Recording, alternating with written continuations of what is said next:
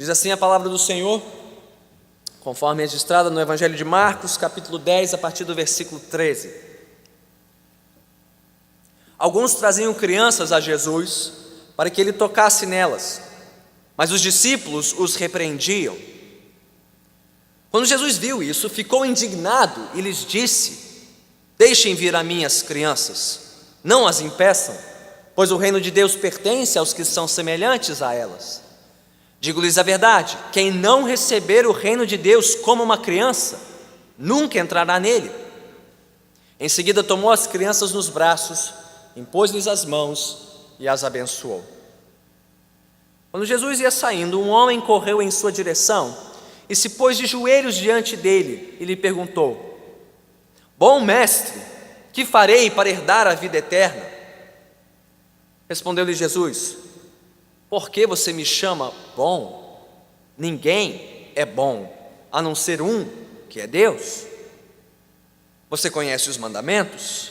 Não matarás, não adulterarás, não furtarás, não darás falso testemunho, não enganarás ninguém, honra teu pai e tua mãe. E ele declarou: mestre, a tudo isso tenho obedecido desde a minha adolescência. Jesus olhou para ele e o amou. Falta-lhe uma coisa, disse ele: vá, venda tudo o que você possui e dê o dinheiro aos pobres, e você terá um tesouro no céu. Depois, venha e siga-me. Diante disso, ele ficou abatido e afastou-se triste, porque tinha muitas riquezas. Jesus olhou ao redor e disse aos seus discípulos: como é difícil aos ricos entrar no reino de Deus. Os discípulos ficaram admirados com essas palavras, mas Jesus repetiu: filhos, como é difícil entrar no reino de Deus. É mais fácil passar um camelo pelo fundo de uma agulha do que um rico entrar no reino de Deus. Os discípulos ficaram perplexos e perguntavam uns aos outros: neste caso, quem pode ser salvo? Jesus olhou para eles e respondeu: para o homem é impossível, mas para Deus, não. Todas as coisas são possíveis para Deus. Então Pedro começou a dizer-lhe: nós deixamos tudo para seguir-te. Respondeu Jesus: digo-lhes a verdade, ninguém que tenha deixado casa, irmãos, irmãs, mãe, pai, filhos ou campos, por causa de mim e do Evangelho, deixará de receber 100 vezes mais, já no tempo presente, casas, irmãos, irmãs, mães, filhos e campos, e com eles, perseguição, e na era futura, a vida eterna. Contudo, muitos primeiros serão últimos, e os últimos serão primeiros. Eles estavam subindo para Jerusalém e Jesus ia à frente. Os discípulos estavam admirados, enquanto os que o seguiam estavam com medo. Novamente ele chamou à parte os 12 e lhes disse o que haveria de lhe acontecer. Estamos subindo para Jerusalém, e o Filho do Homem será entregue aos chefes dos sacerdotes e aos mestres da lei. Eles o condenarão à morte e o entregarão aos gentios, que zombarão dele, cuspirão nele, o açoitarão e o matarão. 3 dias depois, ele ressuscitará. Glórias ao Senhor, pela sua palavra. Oremos mais uma vez. Senhor bendito, graças te damos também pela tua santa palavra, pois não temos tesouro comparável nesta vida, a tua santa palavra, em nossa própria língua, em nossas próprias mãos, para que por ela sejamos guiados por ti neste mundo.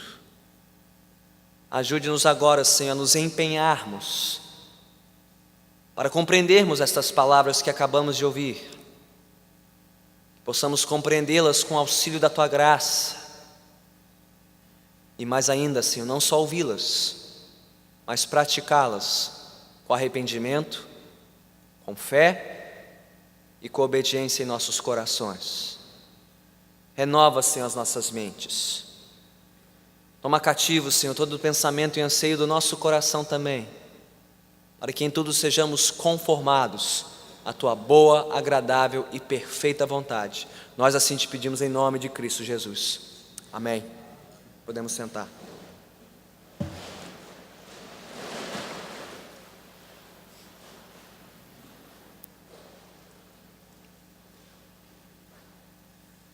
Desde cedo, nós vivemos a nossa vida em busca de reconhecimento.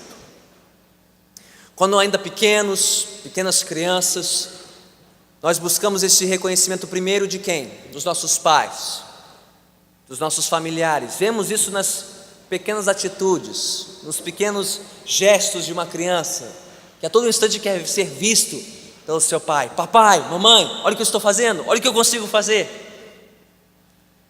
Quando já adolescentes e jovens, nós buscamos esta afirmação, não tanto dos nossos pais e parentes, mas dos nossos amigos, dos nossos colegas, procurando fazer parte do grupo, da turma, sermos aceitos pela maioria. Mesmo já jovens adultos, nós continuamos lutando para sermos admitidos dentro dos círculos mais privilegiados e reconhecidos. Pode ser a aprovação na faculdade da sua escolha, os selecionados no estágio, no concurso público ou numa empresa muito cobiçada no mercado de trabalho. E a cada etapa dessa jornada nós nos desenvolvemos, nós nos aprimoramos, confiantes em nossos esforços e méritos para conquistarmos essas posições, para conquistarmos este reconhecimento. E mesmo já estabelecidos nos nossos lares, nos nossos empregos e até mesmo em nossas igrejas, nós continuamos em busca deste reconhecimento. Pode ser na aprovação do nosso cônjuge, na aprovação dos nossos filhos, na aprovação dos nossos superiores e colegas de trabalho, aprovação e reconhecimento do nosso meio profissional, pasmem, até reconhecimento dentro da própria igreja, por aqueles a quem nós servimos. Mas como esse reconhecimento se dá no reino de Deus? Como alguém pode sequer ser admitido dentro do reino de Deus? Bem, é sobre isso que nós ouviremos nesta noite e aprenderemos a partir deste texto, Marcos capítulo 10, versículos 13 a 34, que a entrada no reino de Deus, diferente dos outros grupos ou diferente das outras sociedades deste mundo, a entrada neste reino não se dá pelo nosso esforço ou pelo nosso próprio mérito, mas sim pela dependência simples na graça sobrenatural de Deus em Jesus Cristo. Nós veremos isso hoje em 3 etapas, em 3 momentos deste texto. Se você fechou a sua Bíblia, abra novamente Marcos 10, 13 a 34. O primeiro momento está aqui no encontro de Jesus com essas crianças, versículos 13 a 16. No segundo, o encontro de Jesus com esse jovem rico e piedoso, versículos 17 a 31. E por fim, este anúncio, mais um anúncio da paixão de Cristo, da sua morte e ressurreição, nos versículos 32 e 34. Juntos esses 3 trechos nos ensinarão isso, que a entrada no reino de Deus não se dá pelo nosso esforço, nem pelo nosso mérito, mas tão somente pela dependência simples na graça de Deus em Cristo Jesus. Vamos ver como o texto nos ensina isso nesta noite. Começando no início, versículos 13 a 16, o encontro de Jesus com as crianças. Bem, pelo contexto anterior, no versículo 10 deste capítulo, sabemos que Jesus está em casa, ele está reunido com os seus discípulos, instruindo-os, quando de repente, bate na porta, um pai, uma mãe, alguns parentes, trazendo algumas crianças para a atenção de Jesus, a fim de que Jesus tocasse nessas crianças, e pelo que vemos no versículo 16, para que ele as abençoasse. Porém, aparentemente não havia nada de errado com essas crianças. Nós já vimos outras pessoas no Evangelho de Marcos trazendo seus filhos para que Jesus as abençoasse, crianças com enfermidades crônicas, crianças à beira da morte, até possessas por demônios. Mas não há nenhuma indicação aqui no texto de que essas crianças aqui tinham uma dessas necessidades, ou sequer uma necessidade parecida. Porém, nós sabemos que as crianças no mundo antigo representavam o grupo social mais vulnerável, mais aberto para risco, a ponto de, em lugares mais pobres, como no Egito, a taxa de mortalidade infantil até os 12 anos de idade era cerca de 50%. Ou seja, 1 em 2 crianças não sobreviveria além dos 2 anos de idade. Então você pode imaginar a preocupação desses pais ao trazer seus filhos para que Jesus orasse por elas e as abençoasse, para que elas fossem poupadas, quem sabe preservadas, além dos 12 anos de idade. Então, apesar de amadas, as crianças eram vistas no mundo antigo como um ativo de risco. Sabe-se até que as famílias galileias mais pobres, elas costumeiramente descartavam os bebês que sentissem que elas não poderiam cuidar suficientemente. Se uma família galileia sentisse que não tinha recursos suficientes para cuidar de uma criança, era costumeiro descartar esta criança. Aliás, ainda hoje, eu diria, as crianças continuam sendo muito amadas, muito benquistas em nossa sociedade, apesar de serem vistas crescentemente como um ativo de risco. Não porque não consigamos cuidar de crianças, aliás, nunca cuidamos tão bem das crianças. Com os avanços da medicina moderna, com os recursos que temos sobrando, até com toda uma fatia do mercado voltada só para o cuidado dos nossos pequeninos, nunca conseguimos cuidar tão bem deles.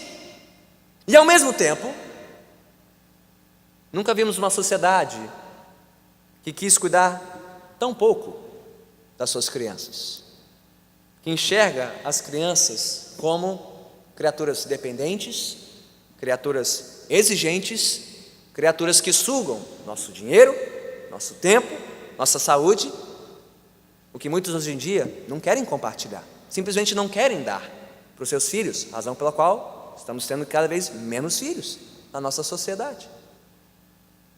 Agora, não subestime o que você pensa a respeito das crianças, porque segundo o que nós acabamos de ver aqui, nas palavras de Jesus, o que você pensa das crianças pode definir a sua admissão ou a sua exclusão do reino de Deus.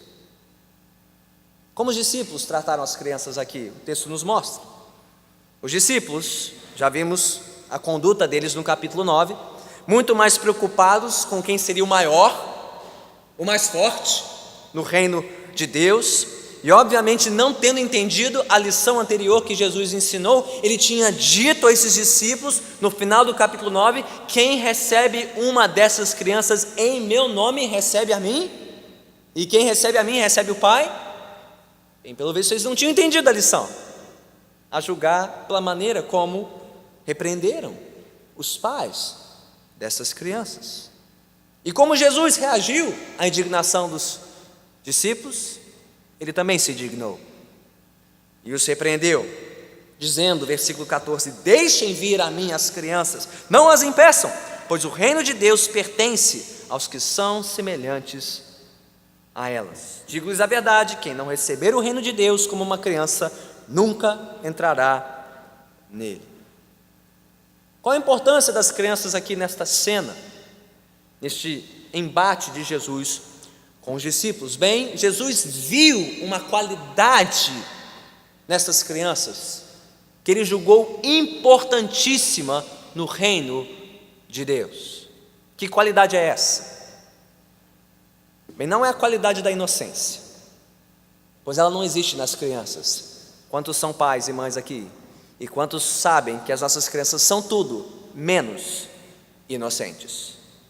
E desde muito cedo.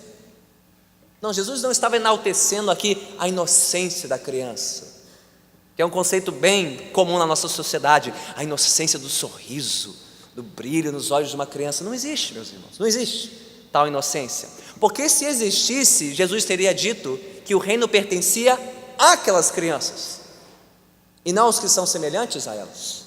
Se essas crianças eram inocentes, Jesus teria dito, olha, o reino pertence a elas. Não foi isso que ele disse.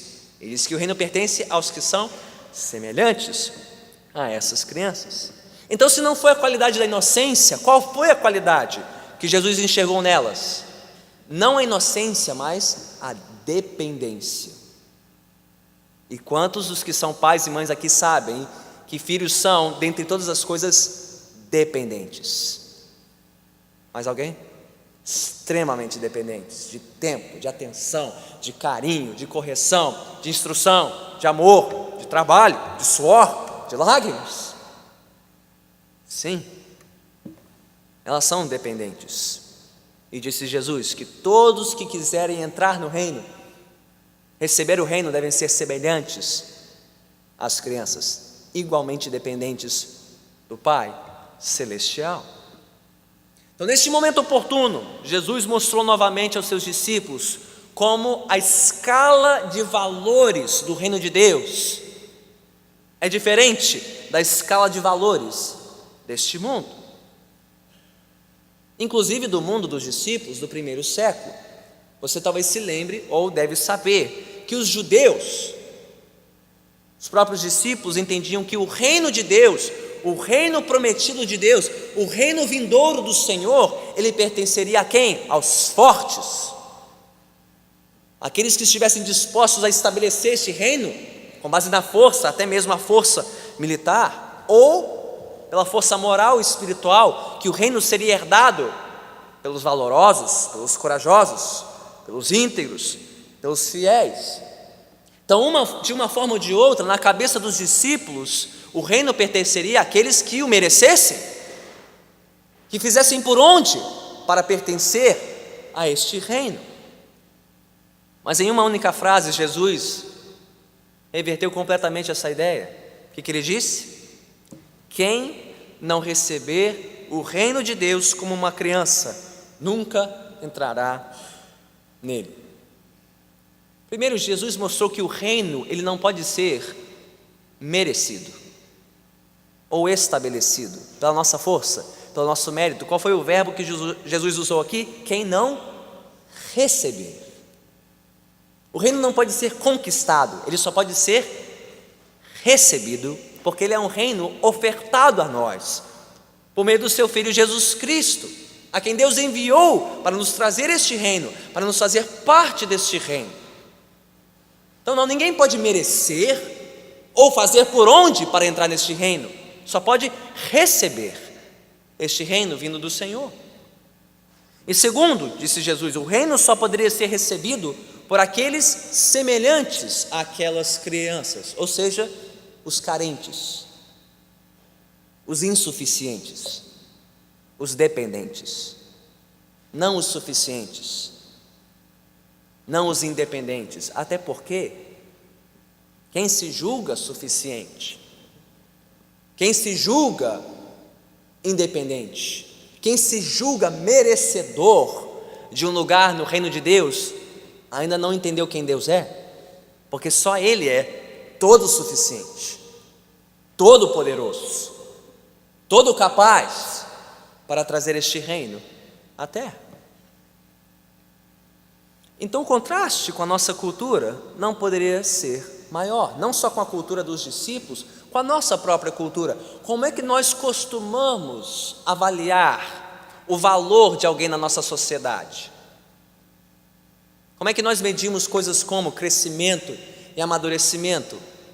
Pela independência das pessoas, pela sua suficiência, pelo seu mérito. Não é assim que somos medidos no mercado de trabalho, não é assim que somos medidos na sociedade, não é assim até que medimos o nosso crescimento e amadurecimento dentro de casa, da passagem da infância para a maioridade, nos tornarmos menos dependentes, menos carentes uns dos outros.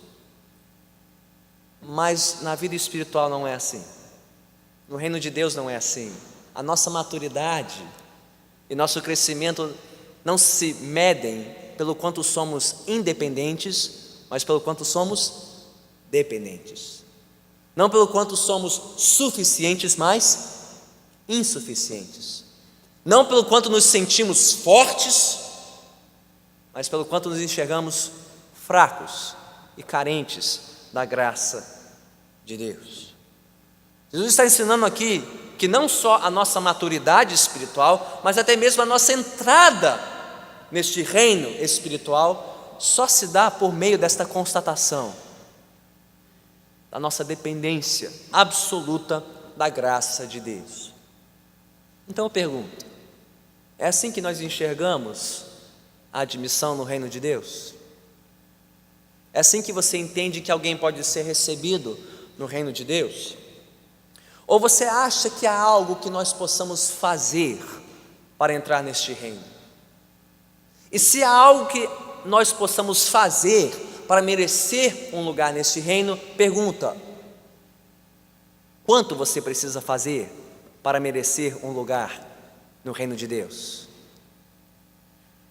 Se a nossa entrada é medida pelas nossas boas obras, pela nossa caridade, pela nossa justiça, pela nossa moralidade, pela nossa religião, pergunta: quão religioso, quão moral, quão compassivo, quão caridoso você precisa ser para entrar neste reino?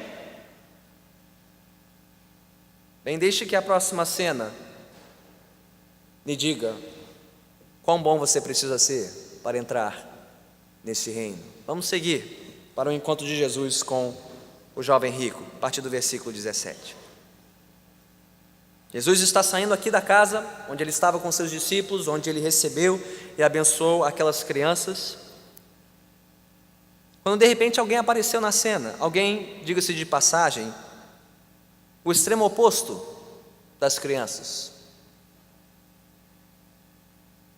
Alguém que na sua sociedade seria reconhecido como alguém pleno, suficiente, reconhecido, merecedor de um lugar no reino de Deus. O encontro com o jovem rico aqui nada mais é do que o encontro de Jesus com quem seria considerado o modelo de moralidade, o modelo de piedade no mundo judaico. Nós precisamos fazer um pouquinho de esforço aqui para juntarmos os detalhes sobre este personagem das passagens paralelas em Mateus e Lucas. Não temos todos os detalhes sobre este jovem rico neste trecho de Marcos. Inclusive você não encontrará aqui a referência a ele ser um jovem. Em Mateus 19, 20, você descobrirá que sim, ele era um homem novo, um rapaz, um jovem adulto. Em Lucas 18, 18, descobrimos que além de ser jovem, ele era uma pessoa de uma certa importância na sua sociedade, talvez uma autoridade, alguém de referência na sua comunidade.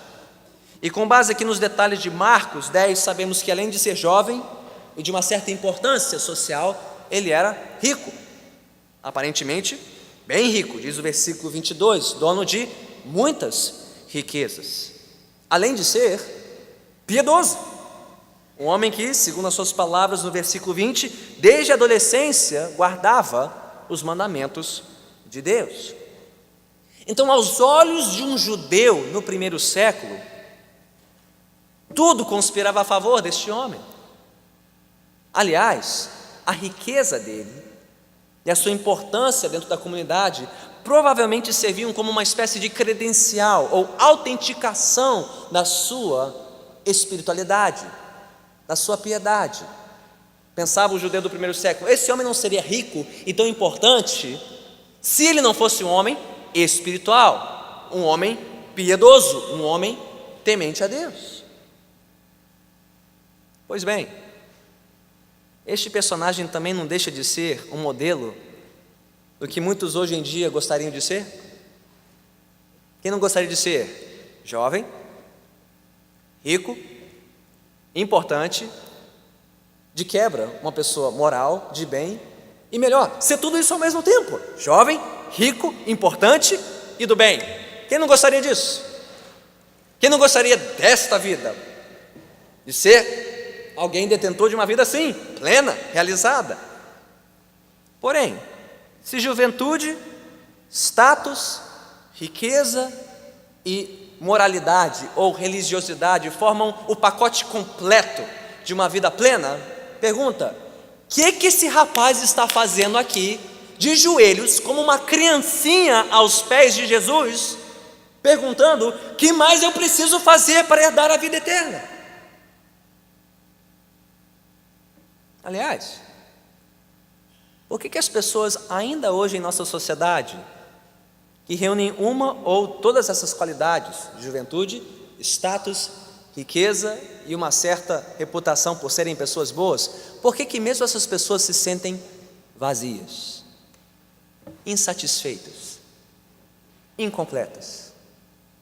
Se juventude, status, riqueza e uma boa reputação fossem o suficiente para nos tornar pessoas felizes, então por que tem tanta gente infeliz na nossa cultura, que é jovem, rica, que tem nome, que tem berço e que é do bem? Bem, eis aqui algumas primeiras lições para nós nesta noite. A vida eterna, a vida com Deus, a vida no reino de Deus não consiste necessariamente destas coisas: juventude, status, riqueza e uma certa moralidade. Não que pertencer no reino significa que você não possa ser essas coisas. Você não precisa ser idoso, pobre, anônimo e ter uma má reputação para fazer parte do reino. Não é isso. Mas o simples fato de ter essas coisas não quer dizer necessariamente que você tem a vida eterna, que você entrou no reino de Deus. Então voltamos à pergunta do jovem rico: o que alguém tem que fazer para herdar esta vida, para ter a vida, vida plena, abundante, vida eterna, vida no reino? Bem, como Jesus respondeu à pergunta do jovem rico? Ele fez duas coisas. Olhe comigo para o versículo 18 e 19. Antes mesmo de responder à pergunta do que o jovem tinha que fazer, Jesus faz outra coisa. Ele questiona a abordagem do jovem. O jovem disse: bom mestre, que farei para herdar a vida eterna? E Jesus responde primeiro: bom, porque você me chama de bom? Ninguém é bom a não ser um, que é Deus. Bem, a esta altura do Evangelho, se você tem nos acompanhado aqui nas meditações em Marcos, você deveria saber que Jesus é muito mais do que apenas um bom mestre. Pelo que ele fez, pelo que ele falou, você já sabe que Jesus é o próprio Filho de Deus encarnado. Então, o que parece um elogio do jovem rico a Jesus, na verdade, é uma demoção. É menos do que Jesus realmente é. Ele não é apenas um bom mestre, ou o bom mestre. Ele é Deus em carne, é o próprio Filho de Deus. E talvez Jesus quisesse mostrar isso para esse homem de uma maneira indireta. Acompanhe o raciocínio aqui. Se o jovem chamou Jesus de bom mestre, como Jesus responde? Em outras palavras: bem, ninguém é bom, exceto Deus. E se ninguém é bom, exceto um que é Deus, então, rapaz, me reconheça por quem eu sou: Deus. Quer me chamar de bom? Então me chame pelo que eu sou. Não só bom mestre, mas a própria medida da bondade, o próprio Deus em carne. Porque não existe ninguém bom a não ser Deus. Portanto, eu, jovem rico, não sou apenas distinto de você em grau, eu não sou um pouquinho melhor do que você, eu sou distinto de você em natureza. Eu sou o próprio bem, o sumo bem, a fonte de todo bem. Mas o fato do jovem rico reconhecer Jesus como um bom mestre, apesar de reconhecer corretamente a virtude de Cristo, ele não era menos que um bom mestre, apesar de ser muito mais. O fato do jovem dizer para Jesus, bom mestre, demonstra o quê? A confiança dele de que Jesus era mais um dentre tantos outros mestres, talvez até o maior.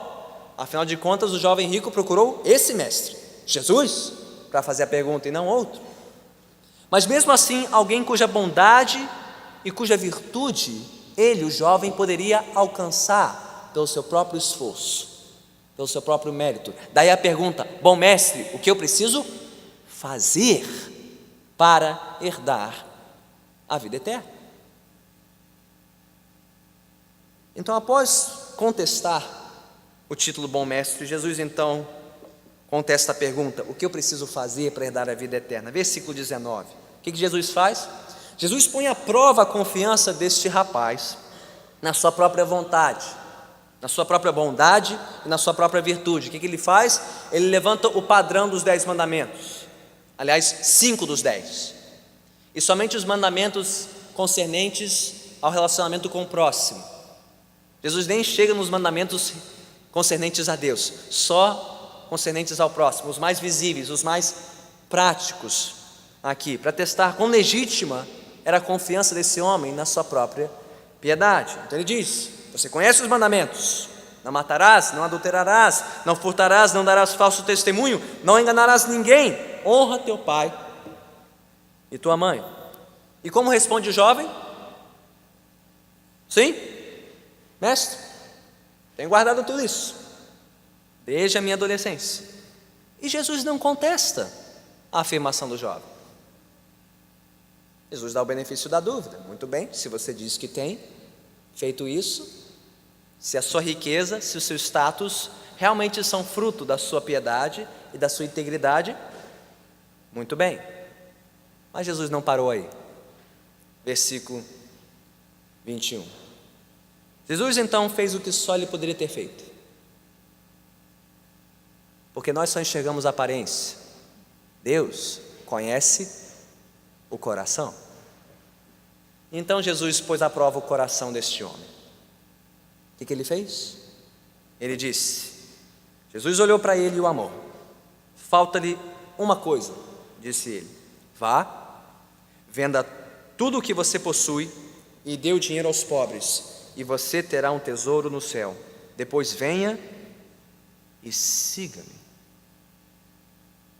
Venha e siga-me. Abra mão de tudo. Venha e siga-me, pois disto consiste a vida eterna. Não em obedecer externamente os mandamentos da lei, mas em renunciar tudo para seguir a Jesus.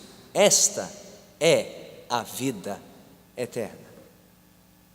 E tudo que pudesse impedir o jovem de seguir a Jesus, no caso, suas grandes riquezas, deveria ser renunciado, posto de lado. E qual foi o resultado? Qual foi a resposta deste homem no versículo 22? Bem, pela primeira e única vez em todos os evangelhos, você ouve falar de alguém que procurou Jesus e foi embora triste. Não costuma ser o caso. As pessoas que costumam procurar Jesus em procura de ajuda, costumam sair o quê? Curadas, restauradas, libertas, felizes. Esse é o único caso de alguém que procurou Jesus e foi embora, não só triste, diz o texto, ele ficou abatido. O termo aqui sugere que o homem ficou arrasado, arruinado, desfeito, destruído, como se Jesus tivesse tirado dele a razão de viver, a razão de ser, ou pelo menos a razão de se orgulhar. Por quê? Porque diz o texto, ele tinha muitas riquezas. Qual é a lição aqui, meus irmãos? Isso quer dizer que para seguir Jesus e alcançar a vida eterna, você precisa necessariamente vender tudo que você tem? Você precisa necessariamente amanhã chegar na sua agência bancária, esvaziar tudo, doar para a caridade, se desfazer de todos os seus imóveis, todo o seu patrimônio, para então seguir a Jesus? Sim ou não? Eu espero que você saiba a resposta. Senão você pode fazer o que os monges fizeram no século IV, ouvimos falar sobre eles hoje em História da Igreja, que levando ao pé da letra a instrução de Jesus para todos os seus seguidores, venderam tudo, foram viver no deserto, foram viver em comunidades, se desfizeram de todo o seu patrimônio para poder seguir a Jesus. É isso que todo discípulo de Cristo deve fazer? Não necessariamente. Afinal de contas, a Bíblia não prega contra as riquezas em si, mas contra o amor às riquezas. 1 Timóteo 6,10: pois o amor ao dinheiro é a raiz de todos os males. Não as riquezas em si, mas o amor, o apego desmedido, exagerado às riquezas, a confiança indevida no dinheiro. Isso sim, a palavra de Deus condena. Além do mais, se simplesmente abrir mão das suas riquezas fosse o caminho certo para a vida eterna, então isso por si só configuraria algo que eu e você poderíamos fazer para merecer a vida eterna, seguindo a Jesus ou não. Alguém poderia simplesmente dizer: ok, então eu vou me desfazer dos meus bens, vou vender tudo, doar para a caridade, e então eu devo ser alguém bom o suficiente para ter um lugar no reino. Sim ou não? Não. A ênfase aqui não é no vender os bens, mas no seguir a Jesus e se desfazer de tudo o que for necessário e que nos impede de seguir a Cristo. No caso deste homem, foi o quê? Suas riquezas. E talvez o que as suas riquezas representavam para ele, lembre-se, não só o fato de ser rico e, portanto, ser abastado e suficiente, mas pela riqueza representar aos olhos de um judeu o quê? Piedade. Uma espécie de reconhecimento de Deus. Não, esse homem é piedoso, ele é rico. Não seria rico se não fosse piedoso. Está muito mais envolvido aqui do que apenas a cifra na conta deste homem. Há em jogo toda a sua reputação como um homem bom, como um homem piedoso e justo. E disse Jesus: meu filho, falta-lhe uma coisa, abra mão de tudo isso, siga-me.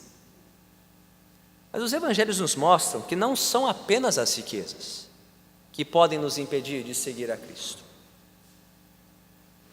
Quando Jesus chama alguém para segui-lo, Ele ordena que nós entreguemos tudo. Tudo. Tudo que possa representar um obstáculo entre nós e Ele. Pode ser dinheiro. Pode ser uma carreira promissora no ramo onde você terá que pagar um pedágio para ser bem-sucedido. Você está disposto a pagar esse pedágio e comprometer a sua fé?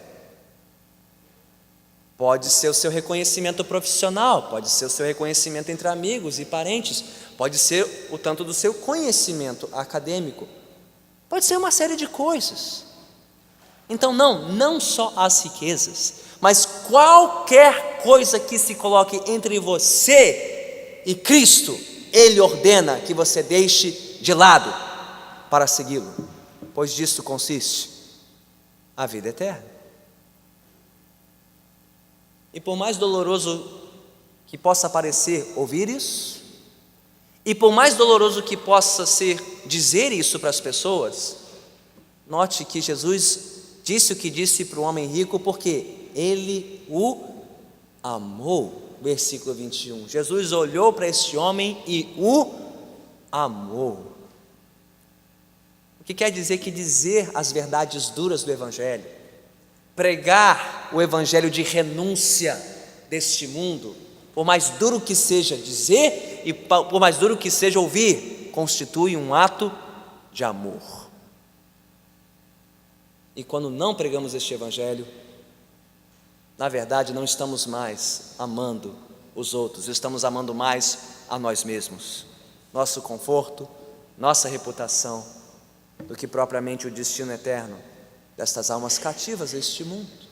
Então, se você ama, pregue o Evangelho, e pregue o Evangelho da cruz, da renúncia, de tudo por amor a Cristo. Dito tudo isso, porém, há dois obstáculos peculiares às riquezas, que facilmente impedem alguém de seguir após Jesus. Pastor, quais são os desafios peculiares das riquezas, de quem tem muito dinheiro, de quem é muito rico? São dois, principalmente. Primeiro, é a falsa sensação que as riquezas nos dão de que somos pessoas maiores e melhores do que realmente somos. Você já notou como a nossa sociedade parece perdoar a falta de caráter dos astros do sucesso, dos grandes ricos? Pode ser gente de mau caráter, de personalidade pífia, mas se tem dinheiro, não só essas pessoas se sentem mais importantes, todo mundo acha que essas pessoas são mais importantes do que realmente são, e disso constitui o perigo e o engano das riquezas.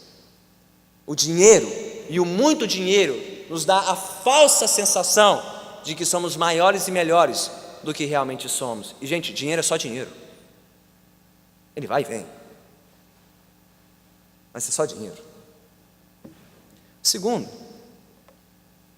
a maneira como as riquezas muitas vezes não só dá a falsa sensação de que somos melhores do que somos, mas de como o dinheiro muitas vezes esconde quão maus realmente somos. O quanto o dinheiro pode acobertar e encobrir a podridão e o vazio da nossa alma. Podridão e vazio que muitos não enxergam. Por quê? Porque a conta está cheia. E pensam para si, bem, se eu fosse uma pessoa tão ruim assim, eu não seria tão rico. Eu não teria tanto. Isso também constitui o engano das riquezas. Então, muito provavelmente foi por isso que Jesus continuou a dizer, versículo 23. E que ele disse? Depois que o jovem rico foi embora, abatido, triste, porque tinha muitas riquezas, Jesus, versículo 22, olhou ao redor e disse aos seus discípulos: como é difícil aos ricos entrar no reino de Deus. Parêntese, depois de ouvir isso, eu me pergunto, por curiosidade, qual é o pregador de prosperidade dessa cidade que convidaria Jesus para o seu púlpito? Que pregador desses que diz, que ensina que ser filho de Deus é sinônimo de ser rico, ousaria convidar um pregador como Jesus, que diz, como é difícil para os ricos entrar no reino? Porque o que se ouve por aí hoje é como é difícil aos pobres entrar no reino, porque o reino é dos ricos. Foi isso que Jesus disse? Não, foi exatamente o oposto. Como é difícil aos ricos entrar no reino de Deus, e já vimos por quê. Mas qual foi a reação dos discípulos a tudo isso? Versículo 24, os discípulos ficaram admirados, boquiabertos, sem palavras. Por quê? Porque Jesus tinha acabado de despedir o candidato certo a uma vaga no reino. Se tinha alguém que merecia entrar no reino, era o jovem rico.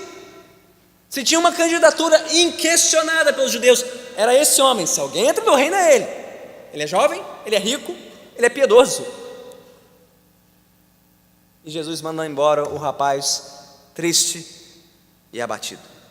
Como se isso não bastasse, Jesus continua. Depois de ver a admiração dos discípulos, Jesus repetiu, e não só repetiu, como ampliou a lição. Não só como é difícil para os ricos entrar no reino, diz o texto, como é difícil entrar no reino. Não só os ricos agora, todos, disse Jesus. Como é difícil para todos entrarem no reino. E aí ele conta essa historinha, usa essa imagem. Versículo 25, de um camelo passando pelo fundo de uma agulha. Que história é essa? E tem muita gente que inventa algum raciocínio aqui para fazer sentido disso, faz umas reconstruções históricas, mas o sentido aqui é de impossibilidade, não só de dificuldade. Jesus pega o maior animal da Palestina, conhecido da época, o camelo, e o menor espaço conhecido, o fundo de uma agulha, e diz que é mais fácil um camelo passar pelo fundo de uma agulha do que alguém entrar no reino. A ideia que não é só de dificuldade, é de impossibilidade. Tanto é que os discípulos dizem o quê? Versículo 26. Não mais admirados, agora eles estão perplexos.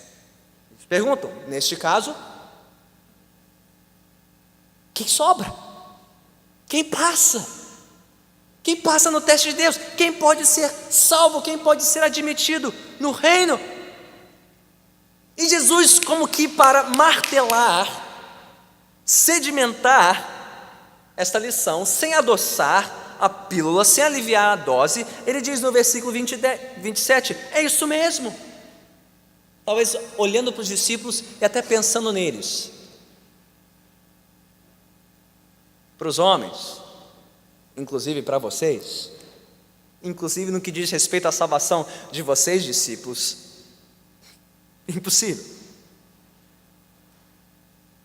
Mas para Deus não.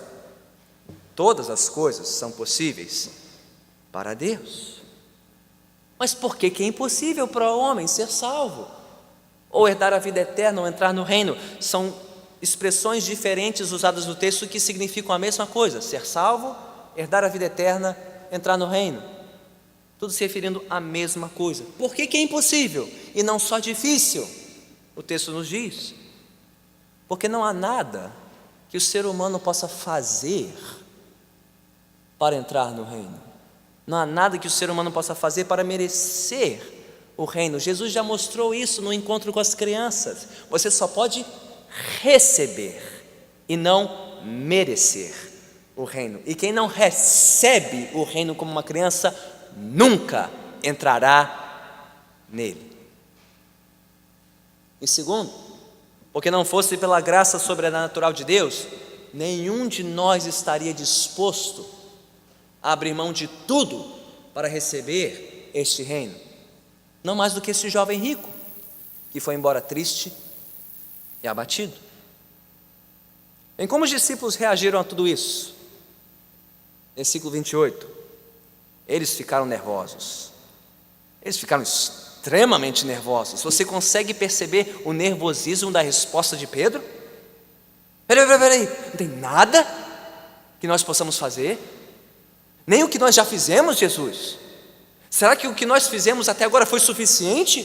Peraí, Pedro está nervoso, os 12 estão nervosos, e agora? Será que sobra para nós? Nem o sacrifício que fizemos? Esse homem não abriu mão das suas riquezas, mas nós, Jesus, nós abrimos mão de tudo, nossa estabilidade financeira, a nossa vida garantida da pesca. Disse Pedro no versículo 28, nós deixamos tudo para seguir-te. Isso não era o suficiente para entrar no reino? E Jesus finalmente os tranquilizou com o desfecho da sua instrução. Sim, Pedro e os demais poderiam ficar tranquilos, porque ninguém que tivesse aberto mão de tudo, e veja como Jesus inclui tudo aqui, versículo 29, digo-lhes a verdade, ninguém que tenha deixado casa, irmãos, irmãs, mãe, pai, filhos ou campos, por causa de mim e do Evangelho, deixará de receber 100 vezes mais, já no tempo presente. É isso mesmo? Já no tempo presente, 100 vezes mais? Sim, você verá isso no livro de Atos dos Apóstolos, pessoas abrindo mão de tudo, suas famílias, seus bens, e sendo recebidos pela comunidade dos crentes, uma nova família, uma nova recompensa. Sim, disse Jesus, você pode abrir mão de tudo e Deus não vai te abandonar, Deus não vai te desamparar, mesmo que venham as perseguições. É isso que ele diz aqui. Ninguém que deixou tudo isso deixará de receber 100 vezes mais, já no tempo presente, casas, irmãos, irmãs, mães, filhos e campos, e com eles, perseguições. Faz parte do pacote? E na era futura, sim, a tão desejada vida eterna. Então, por maiores que forem as privações e as provações nesta vida, quem por amor de Jesus e do Evangelho abrir mão de tudo, não se decepcionará. Você crê nisso? Não há nada do qual você possa abrir mão nesta vida que Deus não possa suprir muitas e muitas vezes mais, por mais dura que seja a jornada, no tempo presente e na vida vindoura. Mas veja como Jesus termina no versículo 31, contudo, muitos primeiros. E quem seria o primeiro aqui? Jovem rico? Jovem? Rico? Conhecido? Abastado? Garantido? Muitos primeiros, os que se julgam, os que o mundo julga primeiros, que não abrem mão de tudo por Cristo, serão últimos. Não entrarão no reino, não herdarão a vida eterna. Mas os últimos, aqueles que abriram mão de tudo e que foram rejeitados neste mundo, os últimos serão os primeiros, serão recebidos no reino de Deus. Bem, como fazemos sentido de tudo isso? As peças do quebra-cabeça estão espalhadas, vamos tentar juntá-las aqui, para responder a pergunta: o que é preciso fazer para entrar no reino? Não é essa a pergunta que o texto quer responder? Bem, creio que primeiro, o texto nos mostra que sim, o chamado de Cristo à renúncia total é de fato real. Cristo nos chama a abrir mão de tudo o que for necessário para segui-lo. Seja você alguém jovem, ou como este jovem rico, o jovem rico dessa história, alguém que está suprido aos olhos do mundo, alguém que está garantido, mas que ainda está sentindo falta de alguma coisa, está desconfiado de que o que o mundo chama de vida não é vida plena e eterna. Seja você alguém como esse jovem rico, ou seja você alguém como Pedro e os discípulos, alguém que já abriu mão de muita coisa, mas que ainda está incerto, duvidoso de que isso é o suficiente para herdar a vida eterna. Seja qual for a sua situação, o chamado de Jesus é o mesmo para todos, é igual para todos, tanto para o jovem rico como para os discípulos. Qual é o chamado? Deixe tudo, renuncie a tudo para seguir a Cristo, pois disto consiste a vida. E não há meio termo. É como ficar de pé, com um pé no cais e outro pé numa embarcação que está se separando lentamente do cais. Uma hora você vai ter que escolher onde ficar de pé, ou no cais ou na embarcação. Mais cedo ou mais tarde, quem está dividido entre o reino de Deus e o reino deste mundo terá que escolher entre um ou outro. Você não pode ficar no meio, porque quem fica no meio afunda. Quem quer a vida eterna, quem quer a vida do reino, deve estar disposto a abrir mão de tudo para seguir a Jesus. Agora, se tudo nesta vida é passageiro, gente, juventude passa, riqueza passa, status passa. Se tudo isso passa, por que você cometeria a loucura de trocar o reino de Deus pelo reino deste mundo? Por que você ficaria com juventude, riqueza, status, sendo um primeiro neste mundo para perder o reino e um dia ser último?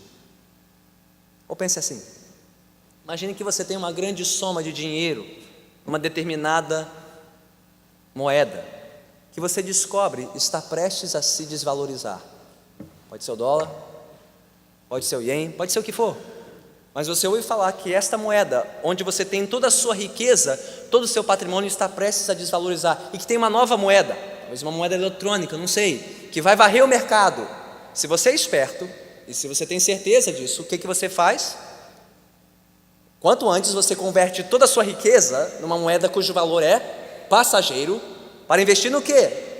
Numa nova moeda cujo valor será duradouro.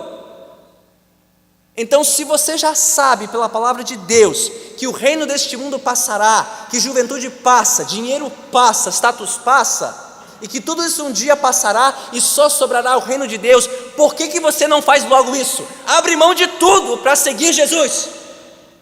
Deixe os reinos deste mundo e siga o rei. Abra mão do que for necessário, porque tudo isso vai passar. Tudo que este mundo tem te oferecer vai passar um dia. Só uma coisa permanecerá para sempre: o reino de Deus e os que o buscaram em primeiro lugar. Não que isso configure algum mérito da sua parte. Quem faz esta conversão, por assim dizer, não tem mérito nenhum. O mérito é de quem nos avisou que o reino deste mundo está passando e que há outro reino que está chegando. O mérito é de Cristo, que nos chama a abrir mão de tudo e que nos concede entrada no seu reino. O mérito é tudo dele, é graça dele, para a glória dele. Até porque, se não fosse pela sua graça, ninguém trocaria os reinos deste mundo pelo reino de Deus, não mais que o jovem rico. Então sim, o chamado de Jesus, a renúncia total, é um chamado real, mas também é um chamado sobrenatural. Se é tão difícil assim para o homem entrar no reino de Deus, a ponto de Jesus dizer que para o homem é impossível. Paira a pergunta dos discípulos: quem pode ser salvo? Qual é a resposta? Somente aqueles que forem contemplados com a graça sobrenatural de Deus em Cristo Jesus. E queira hoje que Deus abra as janelas dos céus e derrame desta graça sobre a sua vida, para que você possa fazer o que é humanamente impossível: renunciar tudo para seguir a Jesus, considerar tudo que este mundo tem de valor como perda, pela suprema grandeza de conhecer Cristo, de seguir a Cristo e ter a vida eterna. E se você o fizer, saiba, não foi mérito seu, foi mérito tão somente da graça dele. Pois o que é impossível para o homem não é impossível para Deus. Tudo é possível para Deus. O mesmo Deus que nos chama a renunciar tudo por amor a Cristo e seu Evangelho é o mesmo que nos convence, é o mesmo que nos converte, é o mesmo que nos transforma. É o mesmo que, segundo um relato de uma irmã desta igreja, que eu nunca esquecerei, faz com que este mundo multicolorido se torne um mundo cinzento. Quando nós passamos a ver as cores deslumbrantes do reino de Deus. Quem enxerga o reino pela graça de Deus nunca enxergará esta vida da mesma forma novamente. Um mundo tão atraente, tão glamouroso, esplendoroso, passa a ser um mundo chato, entediante, vazio, para quem conheceu o reino de Deus e a graça de Cristo Jesus. O mesmo Deus que chama pecadores para se renderem a Ele, é o mesmo Deus que converte pecadores ao seu reino. A graça é toda dele, para que a glória seja somente e toda dele. Mas então que evangelho é esse? Que mensagem é essa que faz com que pessoas milagrosamente e sobrenaturalmente abram mão de tudo? Dinheiro, status, riqueza, prazer, para seguir um tal de Jesus. A mensagem está aqui no fim da história e com isso terminamos. Versículos 32 a 34. A terceira e última predição da paixão de Cristo. Diz o texto que ao tomar o rumo de Jerusalém com seus discípulos, algo aconteceu. O clima no ar mudou. Um misto de admiração e medo tomou conta da companhia de Jesus. Por quê? O texto não diz exatamente, podemos imaginar. Talvez eles esperassem mais conflitos com os fariseus. Afinal de contas, Jesus está indo para o quartel-general dos fariseus, Jerusalém, a sede do poder religioso em Israel. Talvez fosse a incerteza quanto a novos encontros surpreendentes como esse que tiveram com o jovem rico. Ou talvez fosse simplesmente a determinação de Jesus para seguir para a cidade santa. Em todo caso, para que não houvesse dúvida, Jesus de novo falou do fim da sua vida, e de uma maneira que ele ainda não tinha falado, com uma riqueza de detalhes sem precedente nessa história. Ele disse: estamos subindo para Jerusalém, e o Filho do Homem será entregue aos chefes dos sacerdotes e aos mestres da lei, e eles o condenarão à morte e o entregarão aos gentios, que zombarão dele, cuspirão nele, o açoitarão e o matarão, e 3 dias depois ele ressuscitará. E o que tudo isso tem a ver com entrar no reino?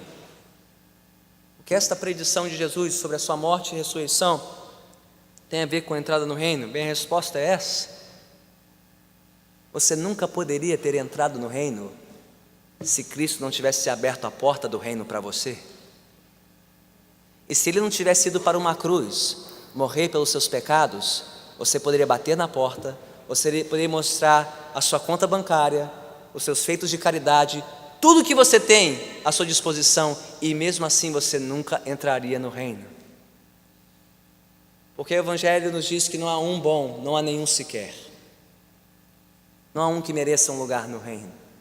As suas boas obras são tão capazes de te fazer entrar no céu, quanto uma teia de aranha é capaz de segurar uma pedra em franca decadência, franca descendência. É impossível. Se a teia não segura a pedra, as suas obras não te fazem entrar no reino. Não fazem. Senão Jesus não teria que ter morrido pelos seus pecados e ressuscitado ao terceiro dia. Nós só podemos entrar no reino porque o Rei veio abrir as portas do seu reino para nós. E não há nada que você possa fazer para entrar, só o que você pode receber como uma criança das mãos do Pai. Aliás,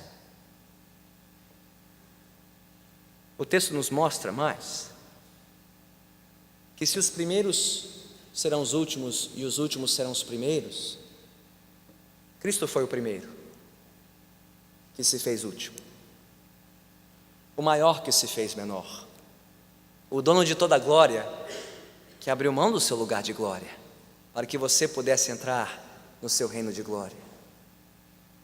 Aliás, se o texto nos fala de um jovem rico que não abriu mão das suas riquezas, Jesus é o verdadeiro jovem rico, porque ele abriu mão de tudo: o seu trono, sua coroa, seu palácio celestial. Ele abriu mão da sua própria vida para que eu e você tivéssemos vida eterna.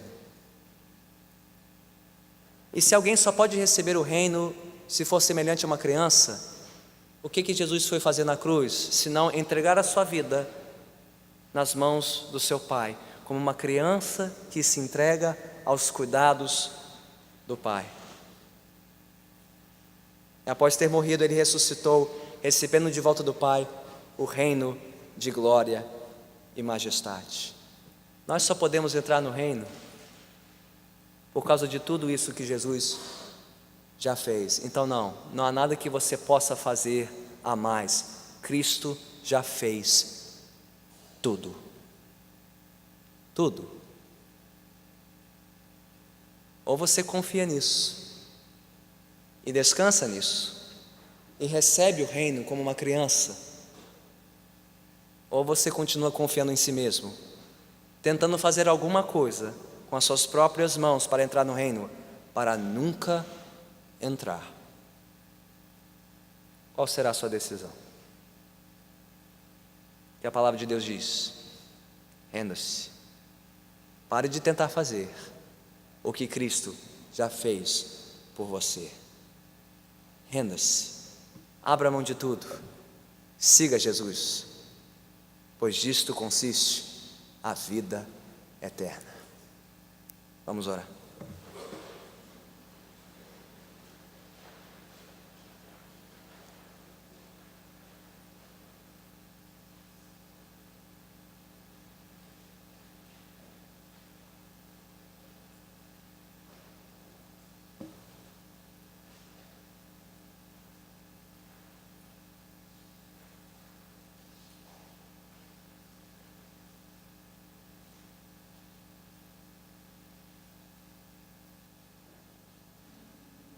Senhor bendito, em resposta à Tua palavra, queremos reconhecer e confessar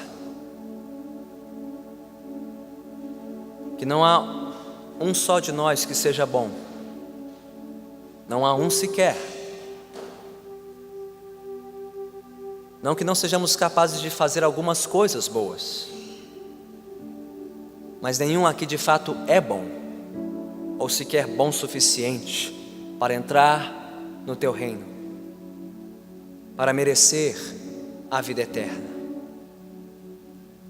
Tu mesmo enviaste o Teu Filho ao mundo para comprovar esta verdade, para tomar sobre si toda a nossa maldade, todo o nosso pecado, toda a nossa rebeldia, e nos mostrar quão insuficientes nós somos, quão carentes e dependentes nós somos da Tua graça, da Tua misericórdia, do Teu perdão. Senhor bendito, se houver ainda entre nós alguém ou alguns que se julgam merecedores desta vida, que se julgam bons o suficiente para merecer um lugar no Teu reino, Senhor, que a palavra dessa noite continue agindo sobre as suas mentes e corações e convencendo-os da verdade. Não há um bom sequer, não há um só que mereça um lugar junto a Ti. Só Cristo Jesus, Filho de Deus em carne, viveu sem pecado, para tomar sobre si a nossa maldade e nos tornar dignos do Teu reino. Ó Senhor, vem converter os nossos corações a esta verdade, e pela Tua graça, vem fazer com que renunciemos o que for que estiver impedindo que nós sigamos a Cristo Jesus, seja riqueza, status, carreira, bem-estar, prazer que for, a companhia que for, o reconhecimento que for. Pela Tua graça, Senhor, ajude-nos a entregar tudo, por amor àquele que primeiro se entregou inteiramente por nós no Calvário, Jesus Cristo, a quem seja glória para todo sempre. Amém.